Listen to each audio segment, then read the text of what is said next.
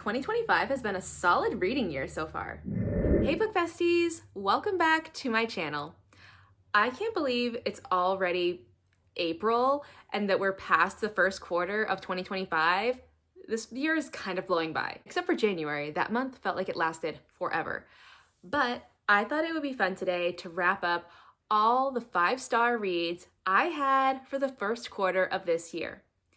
I rated 9 books 5 stars, and I'm gonna round them up for you. We kind of have a mix of everything, so that's really fun. First up is Dinner for Vampires. I listened to the audio version of this book. It's a memoir by actress Bethany Joy Lenz. She was in my favorite TV show, One Tree Hill, and while she was filming that show, she was in an actual cult.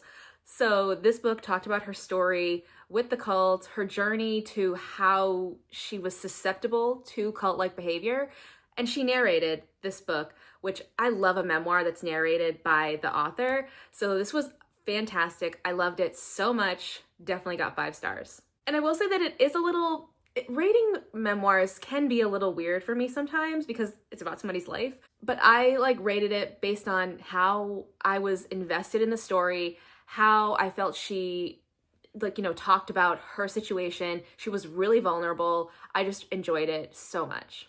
Next up is an arc that I read, Smile for the Cameras.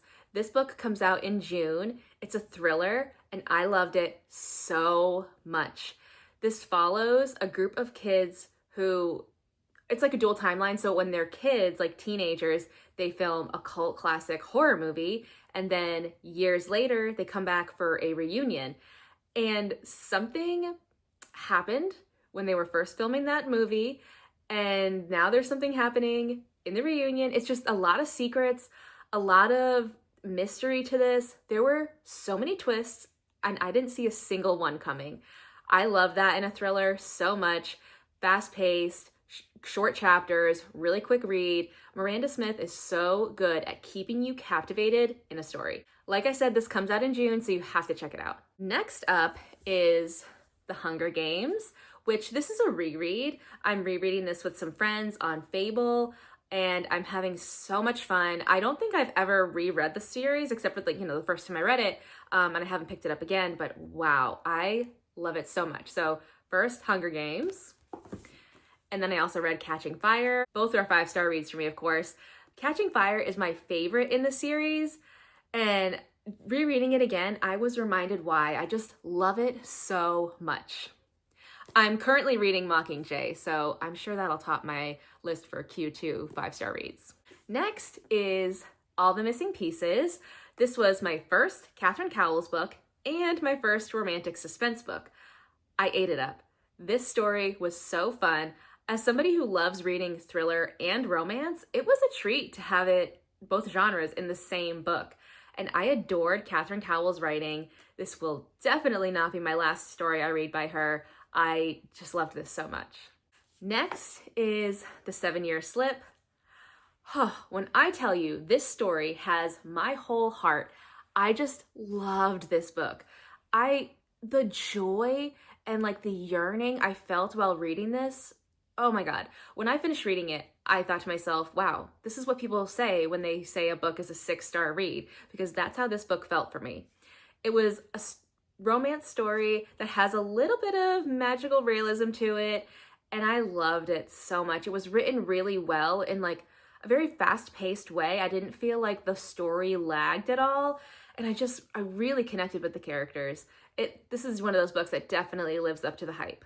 Next up is Beautiful Ugly. I'm really becoming an Alice Feeney fan. I loved this book so much. I will admit that it was a little bit slow in the beginning, but when it picked up, wow, did it pick up.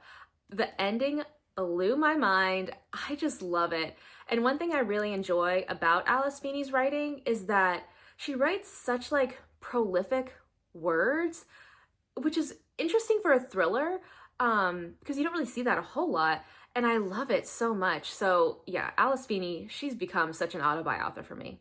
Next up is The Unmaking of June Farrow, and this book is one that it was one of my most anticipated reads because I've heard so many good things about it, and knowing what I knew about it, I was like, I think this is something I'm really going to enjoy. And I was exactly right.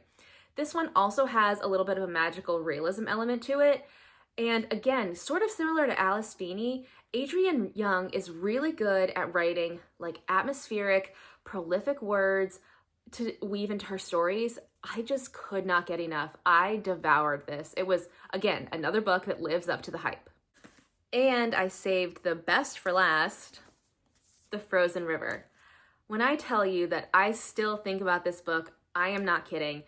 I loved this story so much. This is a historical fiction novel that follows a midwife in the late 1700s in Maine during like one of the worst winters ever. And the way I was able to just drop into this woman's life and go along with her throughout her journey of everything that was going on in her life during that time was absolutely incredible. I already cannot wait to reread this, and it's not even been a month since I finished it. I just loved it so much. It's definitely, I don't know, I really think it's one of my favorite books of the year so far. It's just one that has already stuck with me, and I just love it so incredibly much. Well, that is it for my 5-star reads for 2025 so far. I will say that it's midway through April right now as I'm filming this, and I haven't had a 5-star read for April yet. So as of right now, these are my 5-star reads for the year. I'm really excited to see what other books I get to read this year that blow me away, and to share with you all which books I've rated 5 stars. In the comments, let me know some of the books that you gave a high rating to this year. Thanks for watching, besties. See you next time.